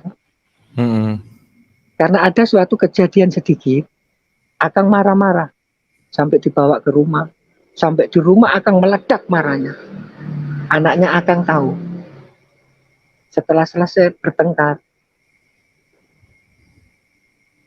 Akang punya hikmah, punya hikmat belum dicabut. Apa pikiran Akang? Oh Saya iya akan ya, tarik nafas, benar. Nggak, aku nggak harus begitu kenapa begitu kan. aku harus bertengkar di depan anakku? Ini Hmm. kan tidak baik. Berarti aku Ya. memberikan contoh yang tidak baik kepada anak. Ini hikmahnya belum dicabut. Hmm. Lain kali Akang tidak melakukan hal ini, maka Allah akan mendambakan hikmah yang lebih dari itu. Oke. Ini contohnya. Kalau belum dicabut hikmahnya. Ya. Tapi ya kalau udah dicabut tadi seperti saya tadi bersifat superior sampai Hmm. pembunuhan karakter terhadap Katsu, menuduh yang Ya. tidak bisa dipertanggungjawabkan. Ini sudah pembunuhan karakter kan? Jadi dengan hikmat itu dicabut, maka manusia jadi tidak bijaksana ya, gitu ya. Tidak Hmm. bijaksana pada dirinya sendiri, kepada orang lain, begitu ya. Iya, coba Hmm. bayangnya. Pada dirinya sendiri loh. Ya. Sekarang begini aja ya, antara Akang dan aku ya. Aku sudah kenal baik dengan Akang. Terus Akang memperlakukan saya harus tunduk sama Kang Anton. Kira-kira baik enggak kalau Hmm. okmanya belum dicabut? Baik sih kalau hikmahnya belum dicabut atau hikmatnya belum dicabut ya. Itu loh. Ya. Jadi saya kan tidak, Akang kan tidak harus memaksakan saya, Pak Kadal, jam sekian ya, live jam sekian ya, anu ya, Hmm. topiknya ini ya, serang Hmm. lagi, kurang keras, lebih keras lagi, mantap dia bersorak-sorak. Ini Hmm. karena apa? Hukmahnya Akang udah dicabut. Ya. Jadi Akang tidak memperdulikan saya. Yang Akang lakukan itu baik untuk saya atau tidak gitu. Ya. Tidak memikirkan juga dari sisi Om Kadal begitu ya. Hmm. Ya, itu kalau hukmahnya udah dicabut. Tapi kalau hukmahnya belum dicabut, saya yakin Akang nggak akan melakukan itu sama saya. Ya. Betul? Betul. Nah, jadi Kejadian 6 ayat 3 yang dimaksud Rohku tidak selama-lamanya akan tinggal bersama kamu, itu artinya hikmatku, Iya, pengertianku ini. mantap Om. Saya nangkep ya. Jadi ini pesannya sangat sangat dalam ya, Kejadian 6 ayat 3 ini. Jadi berhati-hati nih kita, jangan sampai kita terlalu mengandalkan kehebatan diri pribadi begitu ya Om ya. Ketika kita mengandalkan kehebatan pribadi, maka ya hikmat ini akan hilang kan, begitu ya. Tapi Ya kalau iyalah, kita bagaimana nggak hilang? Wong 3 pilar jadi 2 pilar, pantas saja hilang hikmahnya. Coba bayangin. benar benar benar. Itu tradisi suci, Alkitab, magisterium. Kemudian pengajarannya orang Katolik, jangan mata ayatan. Hati-hati, Mm-mm. kamu bisa kehilangan hikmahmu. Iya, oke, siap. Terima kasih Om. Nah, kita lanjut ya ke ayat berikutnya nih Om. Nah, Pada waktu itu orang-orang raksasa ada di bumi. Nah, ini ada yang mengartikan lain ini Om ya. Jadi orang-orang raksasa itu emang apa zaman dulu tuh badannya gede-gede gitu kan? Atau bagaimana ini? Ada yang mengartikan oh ini kayak manusia batu gitu ya. Golem itu loh. Pernah lihat nggak monster raksasa batu? Nah itu orang-orang raksasa itu yang kayak gitu kalau menurut cerita mitologi mah ya. Dan juga pada waktu itu sesudahnya ya, ketika anak-anak Allah menghampiri anak-anak perempuan manusia dan perempuan itu melahirkan anak bagi mereka, inilah orang yang gagah perkasa di zaman purbakala, orang-orang kenamaan. Ini gimana ya maksudnya? Aku agak kurang nangkep ini Om. maksudnya apa? Jadi oke, mungkin di sini ada percampuran keturunan gitu ya. Yang tadi yang anak-anak Allah itu berarti kan keturunannya si Set ya, begitu ya. Ya, Nah, terus juga ada percampuran di sini kan ya, menghampiri anak-anak perempuan manusia gitu. Jadi maksudnya ini keturunannya si Kain lah ya, kira-kira begitu ya Om ya. ya, Nah, di sini kan ada terjadi kawin mawin begitu yang tadi sudah dijelaskan ya. Oke, karena ada percampuran ras begitu ya, bukan ras ya ya, maksudnya. Jadi yang satu yang keturunan yang berkenan, satu tidak, tapi ya, dicampurkan jadi susah gitu kan ya. Jadi ya. Jadi kebawa sama perilaku karakter si Kainnya gitu ya. Ada residu kesananya kira-kira begitu ya Om. ya, ada perkawinan dari keturunan yang jahat dengan keturunan yang baik, Hmm. terjadi kawin mengawin, terus kemudian eh, lahirlah sebuah bayi yang fisiknya itu besar. Misalkan itu seperti begini ya, kita rata-rata tinggi paling tinggi 175 180 kan. Nah, ada seorang yang tingginya 2 meter. Akibat percampuran perkawinan tadi, anak-anak baik dan anak-anak jahat menciptakan sebuah keturunan baru yang postur tubuhnya tinggi gitu. Maksudnya perawaannya tinggi seperti Goliat dengan itu loh, Kang. Oh, kayak Goliat ya sama Daud ya ceritanya nanti. Nah, orang-orang itu kan Goliat itu kan badannya lebih besar dari Daud kan. Iya. Nah, maka disebut itu raksasa. Raksasa ini menunjuk kepada tubuhnya yang besar, porsi tubuhnya yang besar. Gitu loh. Bukan kayak cerita raksasa yang bawa pentungan, giginya moncol-moncol terus ngejar-ngejar timun emas itu mau Bukan kayak dimakan. genderuwo gitu ya. Iya, bukan kayak begitu. Aduh. Dari keturunan yang baik dan yang tidak baik, yang taat akan Allah dan yang tidak taat Allah ini menyebabkan munculnya gen baru, generasi baru, tubuhnya besar-besar. Ini terdapat di kisahnya Yosua tanah Kanaan. Waktu gempur tanah Kanaan itu kan ada pengintai. Nah itu kan diceritakan kan Kaleb dan siapa itu satunya kan berbohong. Wah kita pasti kalah, kita ini kecil-kecil, orang Kanaan gede-gede Gede. raksasa, itulah yang disebut raksasa. Oh, oke. Tubuhnya besar-besar. Jadi itu menunjuk Tinggi-tinggi. kepada fisik. Hmm. Ya, ya, ya. Nangkap Om. Thank you. Kita lanjut ya. Kita bedah ayat 5 nih. Ketika dilihat Tuhan bahwa kejahatan manusia besar di bumi dan bahwa segala kecenderungan hatinya selalu membuah kejahatan semata-mata, maka menyesallah Tuhan. Nah, ini yang tadi gaya antropomorfis ya. Ya, Bahwa antropomorfisme.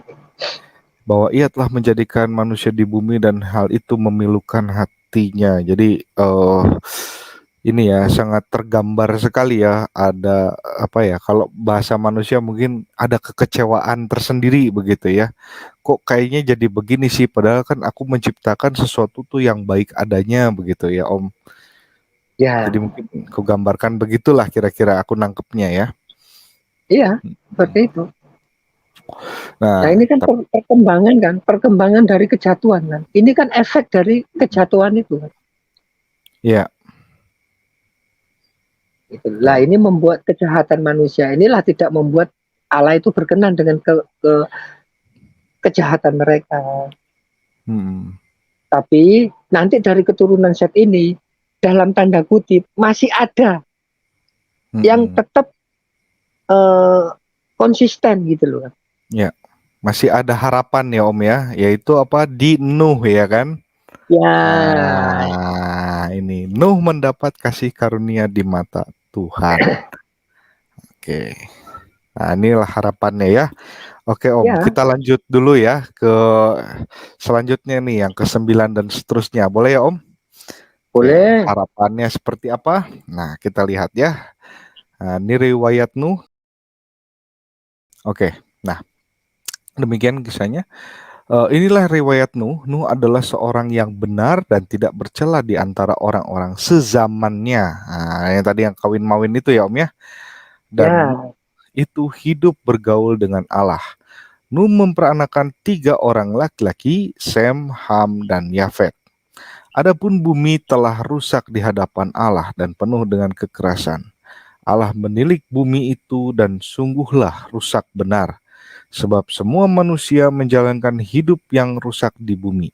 Berfirmanlah Allah kepada Nuh, Aku telah memutuskan untuk mengakhiri hidup segala makhluk, sebab bumi telah penuh dengan kekerasan oleh mereka.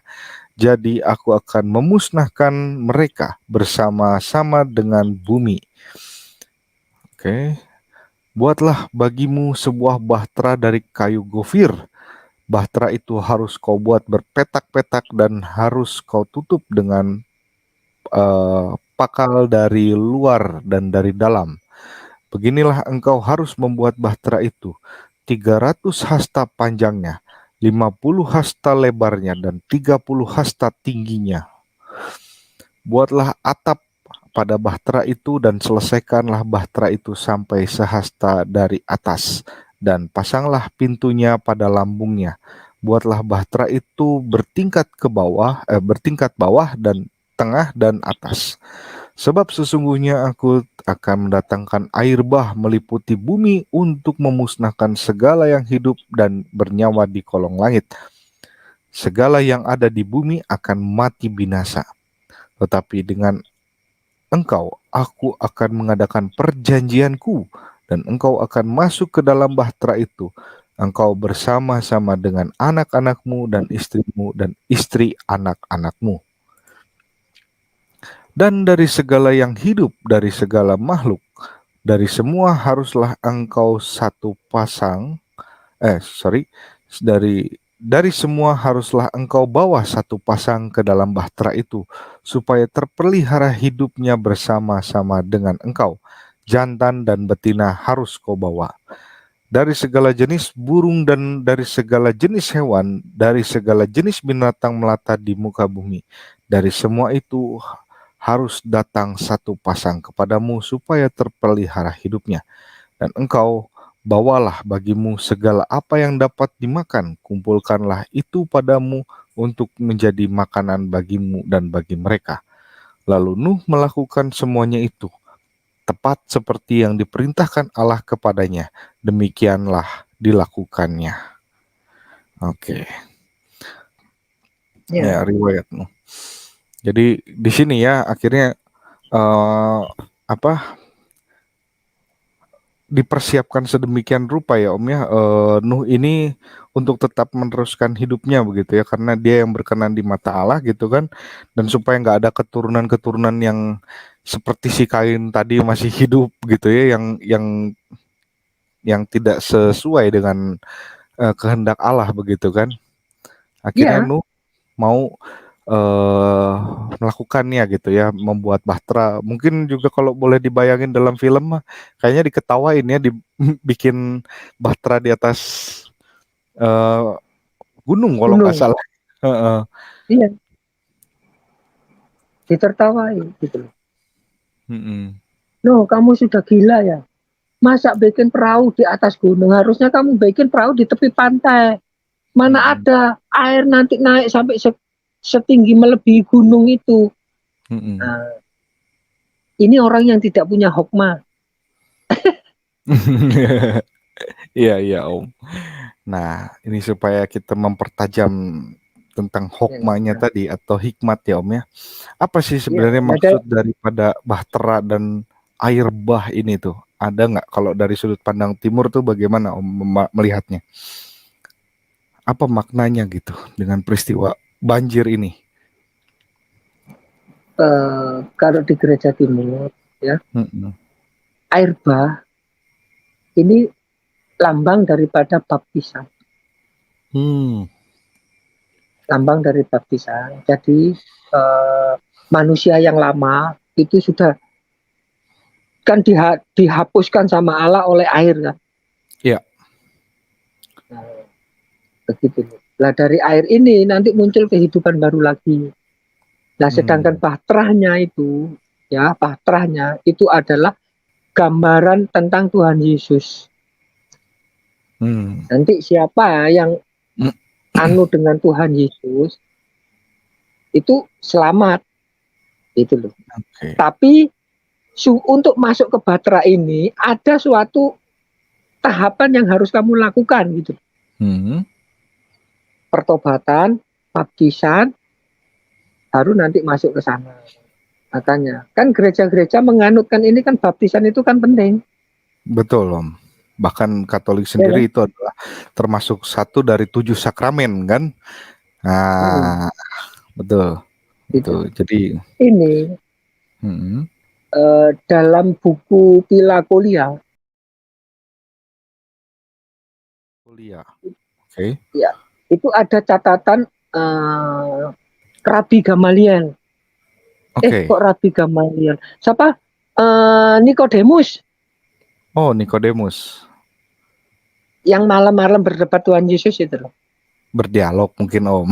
Ya, berdialog dengan Tuhan Yesus itu loh. Tentang Eh, hidup yang baru. oh iya. Hidup. Dia menulis apa? Baptisan adalah kolam apa? Kuburan bagi manusia lamamu. Baptisan adalah kolam apa? Hidup barumu, kehidupan baru. Mm-mm. Baptisan adalah kuburan bagi manusia lamamu. Baptisan adalah kebangkitan manusia barumu. Ya, Ini identik dengan pembaptisan Yesus waktu di Sungai Yordan oleh Nabi Yohanes. Yohanes Pembaptis ya. Mm-mm. Ya, Yohanes Pembaptis itu gitu. Jadi ketika Yesus dibaptis ini, manusia itu diciptakan baru dalam pembaptisan Yesus ini, ciptaan baru. Jadi manusia itu diciptakan menjadi ciptaan yang baru dalam Yesus Kristus. Mm-mm. Gambarannya seperti itu. Ya. Gitu. Oke. Baptisan menurut Nikodemus nih ya di buku Pilakolia dia mengatakan baptisan adalah kuburan manusia lamamu, baptisan ini adalah rahim manusia barumu. Ya.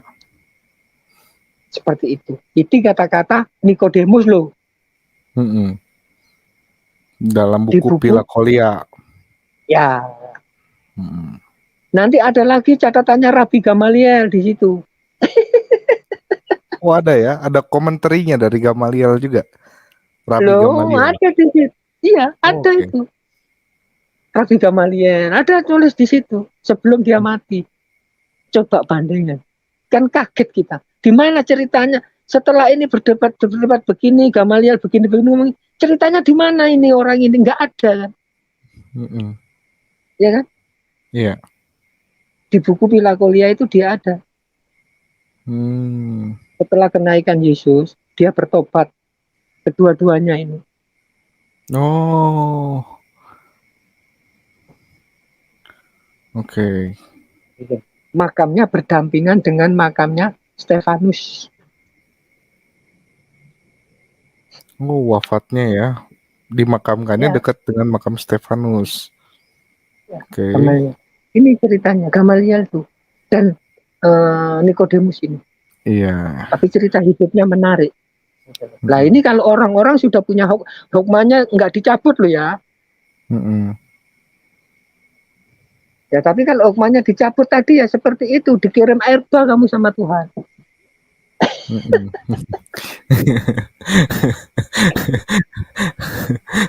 Ini Ya, katanya, Om Dal dengar gak? Katanya ada berita ya. Ini gak tahu viral, ya. cukup viral di media sosial gitu. Katanya tanggal 21 besok ya. Hari ini katanya mau ada banjir Nuh lagi nih untuk kedua kalinya. Udah pada Nah, rame-rame itu Om. Mungkin karena ini kan dunia sudah sumpek gitu ya sama kejahatan begitu ya. itu kan orang menganggap dirinya superior kan. Nah, Iya karena sih dia ya. sudah dicabut hukmanya. Heeh. Kamu tidak bisa menentang Alkitab. Alkitab sudah menjelaskan kok sebelum terjadi kiamat harus ada penyesatan. Heeh, benar-benar. Ini salah satunya orang yang kehilangan hukmanya akan jadi penyesat. Mm-mm. Percaya enggak Kang? Iya percaya Om, kalau udah kehilangan hikmatnya ya pasti jadi penyesat ya, kayak contoh Simon Magus begitu ya Om ya. Iya, Ah, gitu. Dan ini banyak yang dialami itu orang-orang beriman juga. mm-mm. Begitu kan? Banyak ini. Mm-mm. Akhirnya kan jadi selegenje semua kan gak karu-karuan tumbang ini ke sana kemari. Gitu. Nah, jadi karena kejahatan di bumi ini sudah nggak bisa dikendalikan lagi. Semua Mm-mm. manusia sudah hidup seenak udelnya sendiri kan. Saking masifnya seperti itu, kejahatan ini sudah rusak. Bumi ini udah penuh dengan kejahatan. Mm-mm. Gitu loh. Kalau seperti ini terus, wah ini sudah sangat jauh nanti manusia menyimpang. Nah, Ya, tapi dalam tanda kutip masih ada keturunan Set yang masih bersih. ini gitu. Mm-mm. Ya, yang berhikmat, masih ada yang berhikmat, masih ada yang memiliki hikmat lah istilahnya. Mm. Yang Salah masih satunya konsisten, no. ya Mm-mm. masih konsisten, yaitu Nuh. Tapi apakah di zaman Nuh ini hilang total? Yang Enggak, lama-lama itu tidak. enggak. Buktinya siapa? Sam ya Om, Sam kayaknya. Ya, yang Heeh. menceritakan bapaknya telanjang itu siapa? Kalau tidak salah, yang menceritakan keburukan bapaknya itu adalah Ham. Oh Ham, ya Sedangkan ya. yang Sam menutupi ibu yang menutupi ketelanjangan bapaknya ini adalah Sam. Sam Sem dan Yafet. Sedangkan Ham ini yang menceritakan menceritakan. ketelanjangan bapaknya itu loh, Mm-mm. ya kan? Mm-mm. Nah, Spoiler dikit ya. Oke, silakan Om. Spoiler dikit ini, nggak apa-apa. ya itu gitu loh. Mm-mm.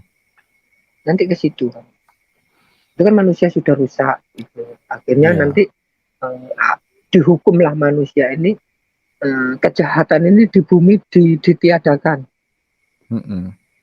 Itu pun tidak hilang total semuanya langsung hilang begitu tidak kan? Masih Iya. ada. masih Masih ada. ada yang iya Hmm. di ya memang sejahat-jahatnya manusia gitu ya Om ya pasti tetap ada sisi baiknya gitu ya.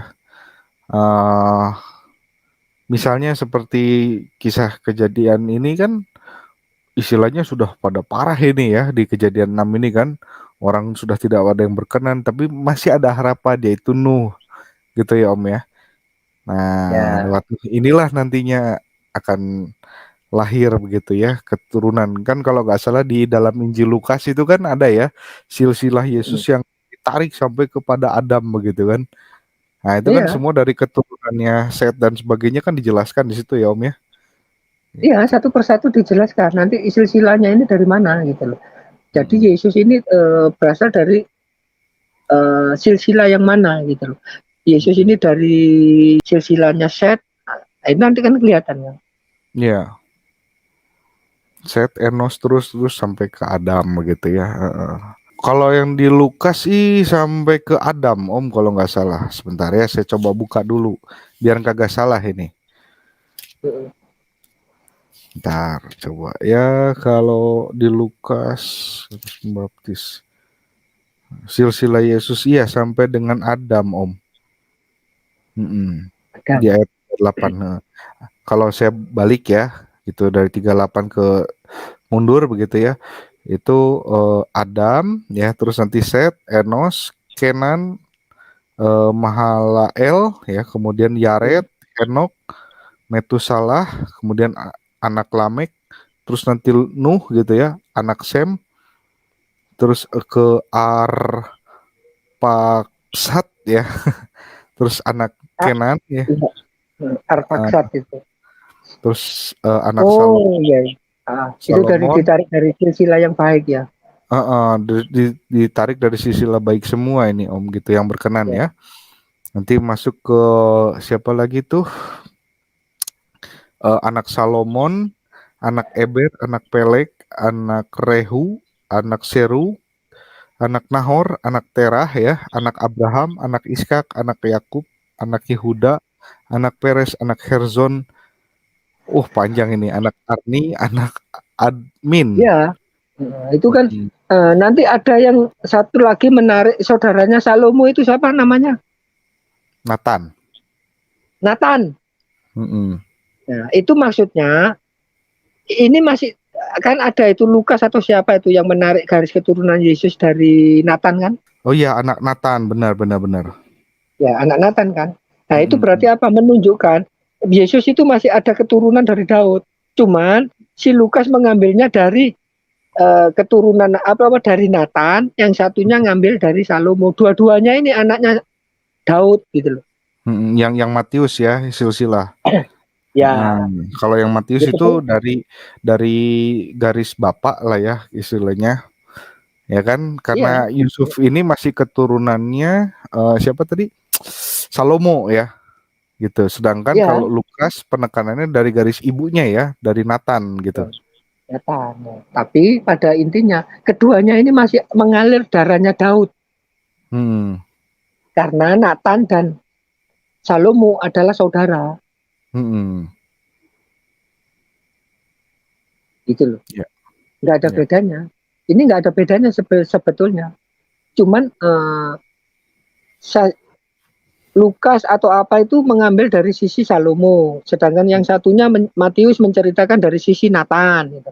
Tapi hmm, kedua-duanya ini mengalir darah Salomo. Kenapa? Karena Nathan dan Salomo adalah saudara. Tetap masih di Daud gitu loh kan. ya pangkalnya di Daud begitu ya kan Ya, makan disebut Yesus anak Daud begitu kan. ya, Hmm, mengalir darahnya Daud gitu. Masih mengalir darahnya Daud. Gitu. Mau hmm, diambil dari Salomo, mau diambil dari Nathan, tetap masih ada mengalir darahnya Daud. ya, Karena Nathan dan Salomo bersaudara sama-sama anaknya Daud gitu. hmm, ya, oke, seru ya ternyata. Silsilahnya ini panjang ya. Jadi memang yang berkenan di hadapan Tuhan itulah nanti yang apa ya, mulai dari siapa? Kalau dari Lukas itu kan dari Adam terus nanti dari keturunannya Set begitu ya, Ya. dan seterusnya gitu. Jadi memang yang memang dipersiapkan untuk kelahiran sang juru selamat gitu ya Om ya. Mm-mm, gitu loh. Karena juru selamat ini bukan untuk juru selamat hanya Israel saja, seluruh dunia. Gitu loh. Mm-mm. Tapi Mm. bagi orang yang tidak diambil hikmatnya, hikmat. Di Mm-mm. situ kan nanti ada kelihatannya Iya. siapa Rut itu, Mm-mm. ya kan? Terus Iya. siapa anunya nenek moyangnya Salomo itu siapa? Kan kelihatan. Itu kan ada tiga atau berapa perempuan yang di luar bangsa Israel yang bangsa apa pagan atau apa itu Mm-mm. dari Iya. keturunan orang nggak bener kan. Mm-mm. Tapi ini Yang nanti itu maksudnya bahwa mm-mm. keselamatan ini nanti datangnya bukan hanya untuk khusus Israel tapi untuk seluruh dunia. Mm-mm. Jadi Yesus Itu akan jadi advokat gitu ya Om ya, advokatnya ya untuk dunia. Mm-mm. advokatnya untuk seluruh manusia gitu. Nah seperti itulah di antara saudara-saudaramu ya saudara-saudaramu sesama manusia ini loh. Hmm. Ya. Berarti kan lebih luas kan lingkupnya Mm. Yesus dengan Musa kan. Ya, kalau Musa hanya untuk skup yang kecil gitu ya, bangsa pilihan Allah gitu ya. Karena nanti Ya, dari keturunan eh, umat pilihan Allah alias Israel ini begitu ya akan lahirlah juru selamat yang nantinya akan membebaskan dunia dari belenggu dosa gitu ya Om ya. Sebagai ya, tipologikal. Mm-mm. ya. Sip. Kalau Musa adalah advokatnya bangsa Israel dengan Allah yang membebaskan bangsa Israel dari hukuman Allah, ya. Mm-mm. Nah, pergeseran zaman, pergeseran pemikiran, pergeseran bahasa ini kan harus kita perhatikan juga kan. Mm-mm. Iya. Jadi Yesus itu bergesernya ke yang lebih luas. Mm-mm. Betul. Dari ini aja kalau kita membedah itu ketabrak semua. Nah, ini sebelum nabrak-nabrak, kebetulan karena kasus sedang kurang enak badan, begitu Om tadi dia menitipkan, coba nanti dibaca ya, KGK. Boleh ya Om ya? Saya sharingkan sedikit Boleh, buat boleh teman-teman. share. Kalau aku Ada, aja kan nggak berimbang nanti. jadi kalau Om Gadal ini dari sudut pandang gereja timur ya, dari ortodoks ya, gitu pemahamannya. Nah, supaya kita juga bisa lihat ya, kalau dari pemahaman sisi gereja Katolik, ini saya pegang katekismus gereja Katolik ya, dari KGK. Oke. Nah, itu khususnya di nomor 58 ya, teman-teman ya. Nah, tentang maknanya Nuh ini ya, kisahnya Nuh. Nah, perjanjian dengan Nuh berlaku selama waktu bangsa-bangsa sampai kepada pewartaan Injil di seluruh dunia. Kitab suci menghormati beberapa tokoh besar dari bangsa-bangsa. Abel yang adil, Raja dan Imam Melkisedek sebagai lambang Kristus. Nuh, Daniel, dan Ayub yang adil. Ya, bisa dilihat di Yeskiel 14 ayat 14. Kemudian dengan demikian kitab suci menegaskan kesucian agung yang dapat dicapai oleh mereka yang hidup tekun sesuai dengan perjanjian Nuh sambil menantikan Kristus yang akan datang untuk mengumpulkan dan mempersatukan anak-anak Allah yang tercerai-berai. Yohanes 11 ayat 52. Oke, itu dari Katekismus Gereja Katolik nomor 58. Nah, kemudian lanjut lagi. Oke, untuk Bahtera Nuh tipologi keselamatan ya, nomor 1219. Oke, dari dulu ya. Oke.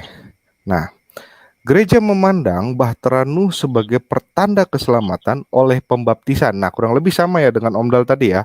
Air bah itu sebagai tipologi daripada pembaptisan begitu ya Omdal ya. Ya Nah, sama, sama. Nah, sama gitu. sip. Di dalam Bahtera Nuh hanya sedikit, yaitu 8 orang Ya, yang diselamatkan oleh air bah. Nah, itu ya di 1 Petrus 3 ayat 20. Jadi memang eh, 3 pilar gereja ini ya, baik itu tradisi suci, Alkitab suci, begitu ya, dan juga magisterium. Nah, ini saya coba ambil dari sisi magisteriumnya ya. Nah, ya. Nah, itu seperti begini Kang. Ya, mm-mm, dalam kasusnya Nuh, oleh air bah itu Kalau Mm-mm. zamannya air bano itu, Mm-mm. yang selamat hanya 8 orang. Ya. Tapi nanti baptisan ini lebih dari itu gitu loh maksudnya. Mm. Ya, betul Om. Di Betul, dalam betul betul. seperti itu enggak? Kalau Iya, di KGK itu.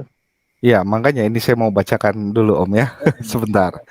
Nah, malahan air bah adalah tanda pembaptisan karena air membawa keruntuhan bagi dosa dan satu awal baru untuk kehidupan yang kudus. Jadi memang ini lebih general ya Om ya, gitu. Ya.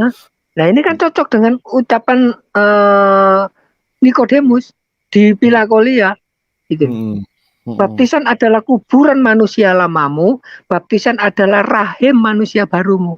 Iya, nah, Betul kan? betul Om. Ini Sejalan dengan, tangkapanku loh. Bukan aku ya, nyocok-nyocokkan otak-atik matuk lo ya. enggak Ayo. sejalan. Artinya sejalan itu Om. Jadi kan yang Om Ya. Dal itu kan dari tradisi timur begitu ya, tradisi gereja timur dari Philakolia, catatannya Nikodemus ya, Rabi Nikodemus sama Rabi Gamaliel tadi ya. Wah, menarik sekali Ya. itu. Terima kasih Om Dal. Memperkaya Kan sama. jadinya. Ya, Mm-mm. sama kan dengan catatannya yang ada di gereja Katolik kan? Iya. Nah, sekarang kita lanjut lagi tentang Bahtera Nuh tipologi gereja nomor 845. Nah, ini dia ya nomor 845 ya teman-teman.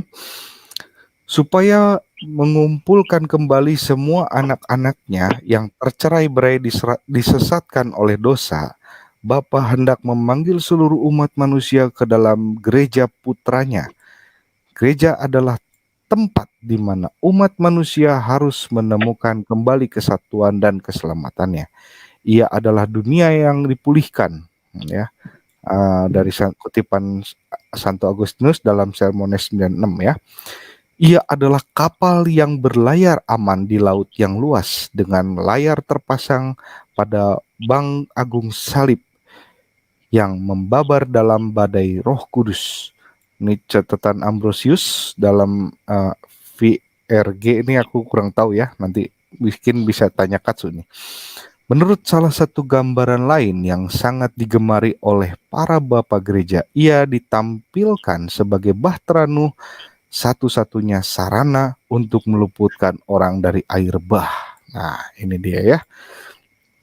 Jadi ternyata Bahtera Nuh menurut sudut pandang iman Katolik ya, itu adalah tipologi daripada gereja. Ya, jadi gereja itu diibaratkan sebagai bahteranya tadi ya. Itu. Kemudian KGK nomor 1094. Atas dasar kesaksian dari kedua perjanjian itu, ya, disusunlah katekese pasca Tuhan, lalu katekese para rasul dan bapak-bapak gereja. Katekese ini menyingkapkan apa yang tersembunyi dalam huruf-huruf perjanjian lama, misteri Kristus. Katekese itu dinamakan katekese tipologis. Nah, ini kan berarti kan kejadian Nuh ini adalah sebagai bentuk tipologi ya Om ya, untuk perjanjian baru. Jadi kan untuk membaca perjanjian lama ini dengan kacamata perjanjian baru gitu ya Om ya. Iya, Siap. gitu. Kalau kalau dibalik kita nggak akan menemukan maknanya. Penggenapannya nanti nggak ketemu. Mm-mm. Mm-mm. Ya, nanti jadi kayak orang Yahudi lagi ya. Oh bukan, itu bukan penggenapan gitu kata orang Yahudi mah ya. Nah, katekese ini Ya. dinamakan katekese tipologis karena ia menyingkapkan hal-hal baru yang dibawa oleh Kristus berdasarkan rupa-rupa atau tipe yang menyatakan dia dalam kejadian-kejadian, dalam kata-kata dan lambang-lambang perjanjian lama.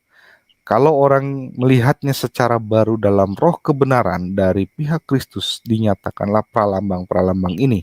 Air bah dan Bahtera Nuh menandakan lebih dahulu keselamatan oleh pembaptisan yang sama itu juga awam dan penyeberangan melalui Laut Merah.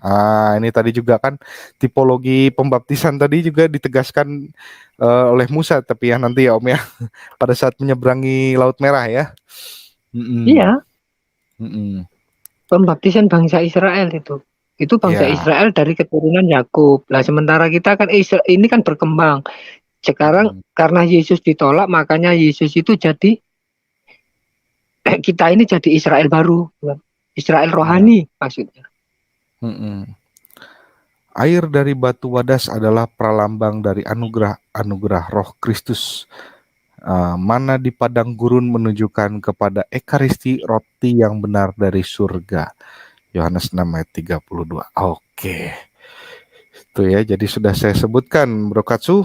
Terima kasih ya untuk nomor-nomor KGK-nya ya. Jadi semakin memahami saya gitu ya bahwa memang dalam kisah Nuh ini ya itu ada 3 hal ya Om ya. Mulai dari Nuhnya sendiri ya sebagai pribadi yang berkenan di mata Allah begitu kan. Akhirnya dia dapat kasih karunia, maka eh yang kedua juga adalah bahtera begitu ya sebagai tipologi daripada gereja ya, gereja yang didirikan oleh Kristus. Kemudian juga ada air tadi kan ya yang memusnahkan segala jenis dosa begitu ya. Ya, Ah, air itu lambang kehidupan, betul. lambang Makanya kehidupan. makanya ada ungkapan begini ya Om ya, manusia itu 70% dari air begitu. Karena memang itulah yang menghidupkan manusia ya, air gitu. Ya, itu Siap. loh. Lah dalam kisahnya Musa, air yang apa itu kan kejadiannya di mana sih Musa yang mukul batu itu marah toh? Dimarah apa? Ya kan? Mm-mm. Inilah mata air kehidupan. Karena mata air ini mengikuti terus kemana bangsa Israel itu mengikuti terus dia. Kemana bangsa Israel itu pergi dia mengikuti terus air ini. Ya. Oke. Siap. Jadi bisa kita simpulkan sedikit ya Om ya untuk dari kejadian 6 ini tadi sudah saya sebutkan ya ada 3 hal begitu. Untuk yang pertama tentang Nuh tadi sebagai orang yang berkenan di mata Allah, kedua bahtera itu sebagai tipologi daripada gereja, dan ketiga air sebagai apa namanya sarana ya, sarana untuk apa ya istilahnya menghapuskan dosa begitu ya atau melenyapkan yang namanya dosa gitu kan. Ya, Tadi lewat lewat menini. eh, apa tadi yang dari bukunya Om Kadal tuh apa Pila tradisi itu kuliah.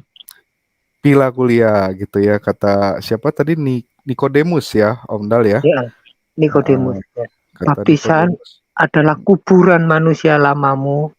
Mm-mm. Sekaligus baptisan adalah rahim manusia barumu. Baru begitu. Nah ini kan juga terjadi di zaman Nuh ya, kuburan bagi manusia-manusia nakal begitu, dan jadi Hmm. rahim dari manusia-manusia baru yaitu, nah ini sekaligus juga tanda petik sebagai penciptaan yang baru gitu ya Om Dal ya. Nah, Ya, penciptaan itu ternyata Nikodemus lebih pintar daripada kita ya. Woi, Ah, rabi, rabai kan, masa rabi iya. kagak. Oke, Nah, oke, siap. Oke, jadi kurang lebih untuk diskusi kita pada malam hari ini sudah dapat semua ya Om ya, dan saya ucapkan terima kasih kepada Om Kadal gitu ya, dan juga Bro Katsu tadi lewat WA ya, dengan nomor KGK-nya. Jadi saya semakin mengerti ya gitu apa sih maksudnya dari kitab Kejadian 6 ini gitu ya, gitu. Dan terima kasih juga, ini mudah-mudahan bisa menjadi inspirasi juga ya Om Gadal buat para penonton gitu ya yang ingin belajar kitab suci. Memang kenapa saya mulai dari perjanjian lama, pengennya sih berurut begitu ya, tapi tetap kacamatanya tetap harus dengan perjanjian baru ya Om ya, iya, gitu. betul. Ini adalah Perjanjian baru nggak pengharapannya. bisa. Heeh, gitu. Karena Jadi nanti kalau tidak, kita akan kebentur oleh ucapan Yesus yang di Matius apa di mana itu Matius 24 ayat berapa itu loh. Harus tergenapi gitu loh. Segala ya, yang tertulis di anu itu harus tertulis gitu loh. Sebelum lagi oke. nanti ini apa ya? Di hukum Taurat itu tidak dihapus gitu loh. Ya, tidak ada Tapi yang aku datang datang. bukan untuk menghapus hukum Taurat, tapi aku datang untuk menggenapi. Gitu. Ya, Nah, yang digenapi Yesus ini yang mana? Ya itu tadi loh, yang di perjanjian lama yang masih bersifat tipologi, masih samar-samar, belum jelas, ini digenapi oleh Yesus. Gitu loh. Iya, betul. Ya kan? Mm-mm. Ya, jadi bukan dihapus hukum Taurat. Gitu. Betul. Yesus ini menggenapi, yang digenapi ini loh, yang bersifat janji-janji, yang belum Iya, pasti samar-samar. Nah, iya, ini penggenapannya di Yesus. Betul? betul, betul. Nah, Mantap itu. ya. Ayo, mari semangat terus untuk mempelajari kitab suci karena salah satu dari 3 dasar iman kekatolikan adalah kitab suci. Jangan ditinggalkan dan jangan dilupakan, apalagi sampai disimpan di sebuah tempat yang tinggi karena saking sucinya gitu ya. Sampai berdebu itu kasihan. Aduh, sayang udah dibeli itu ya. Nah, jangan lupa untuk dipelajari gitu ya. Nah, tapi tetap harus ada tuntunan begitu ya, supaya nggak asal-asal comot ayat terus kemudian kita pakai untuk hal-hal yang tidak-tidak ya Om ya gitu. Jadi dipakailah untuk terang kehidupan kita gitu ya. Kita amalkan dalam kehidupan sehari-hari. Oke, sampai di sini dulu video berbagi pandangan channel tentang kejadian 6 ya. Mudah-mudahan ini menginspirasi bagi kita semua ya. Sampai di sini dulu. Saya tutup dengan doa. Terima kasih ya Om Kadal dan juga teman-teman yang menyaksikan video ini. Nah, karena ini masih masa Advent ya Om, saya masih doa Advent dulu. Nah, untuk video nanti akan muncul dalam waktu dekat sebelum Natal gitu. Oke, mari kita siapkan hati dalam nama Bapa, Putra dan Roh Kudus. Amin. Ya Allah, Bapa yang Maha Kudus, kami bersyukur kehadirat-Mu. Karena lewat masa penantian ini Engkau menjanjikan juru selamat, yaitu Yesus Kristus Putra-Mu. Kedatangannya dinubuatkan oleh para nabi dan dinantikan oleh perawan Maria dengan cinta yang mesra. Dialah Adam baru yang memulihkan persahabatan kami dengan Dikau. Ia menolong yang lemah dan menyelamatkan yang berdosa. Ia membawa damai sejati bagi kami dan membuat semakin banyak orang mengenal Engkau dan berani melaksanakan kehendak-Mu. Ia datang sebagai manusia biasa untuk melaksanakan rencana-Mu dan membubuhkan jalan keselamatan bagi kami. Pada akhir zaman ia akan datang kembali dengan semarak dan mulia untuk menyatakan kebahagiaan yang kami nantikan. Kami mohon kelimpahan rahmat-Mu agar selama hidup di dunia ini kami selalu siap siaga penuh harap menantikan kedatangannya yang mulia. Agar pada saat ia datang nanti kami Kau perkenankan ikut berbahagia bersama Dia dan seluruh umat kesayangan-Mu. Sebab Dialah Tuhan pengantara kami kini dan sepanjang masa. Amin. Dalam nama Bapa dan Putra dan Roh Kudus. Amin. Oke, sampai di sini dulu videonya. Jumpa lagi di kesempatan yang akan datang. Terima kasih dan Tuhan Yesus memberkati kita semua. Amin.